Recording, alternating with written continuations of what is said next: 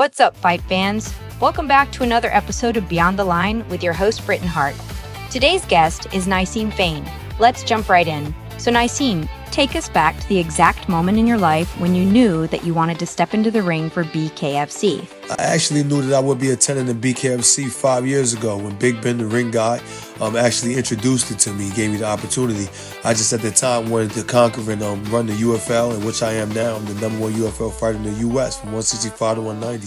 So it was just an honor, and I didn't think that I would do it in this big of a way, which is, coming into Knucklemania 6. So I'm definitely honored, and I'm glad that I'm doing this, and I can't wait to put on this show and, show people what they've been missing and, quite frankly, be the best boxer in the BKFC. Well, congrats on your success so far. So tell us, when you're away from the cameras in the gym, what is the one thing your closest friends constantly tease you about that the fans would never guess? When I was about 13 years old, my dog Dolce bit me in my nose, and it kind of messed up my nose for life. So my nose is forever stuffed on a hot day, a cold day, it doesn't matter. My nose is always stuffed, so my cousins, they always ask me, okay, can I breathe? Because I'm always sniffling. So we got tissues, Nyseam, no worries. If you had to disappear for a week with no phone and no training, where is the first place you'd go, and what would you be doing? I'm going to the beach. What are you talking? I'm going to the Bahamas, Maui or something. There's no way in hell I have no phone, buddy. And I can't, no training neither. I don't got to train. I'm going to relax my mind, body, and soul on some hot sand next to some cool breeze water with a mojito in my hand. Now you're talking. Moving right along, what was the very first thing you ever obsessed over as a kid? Like a toy, movie, or a specific hobby that showed early on you had a unique personality? I think that was Puerto Rican woman. I think actually it was music. You know what I mean? That it never left me. It was something that I could get my emotions out with. I could get pain out. I could go to the studio and record, and I didn't have to be with anybody. I didn't have to be around anybody. I was just could express myself in a different type of way and get stuff off my chest that I couldn't just tell people. And to this day, I still do it in a major way. You know what I mean? Shout out to Universal and Paul Ringer. You know what I mean? I still do it to the best of my ability. So I'm glad that I picked up that as a hobby and part of my lifestyle.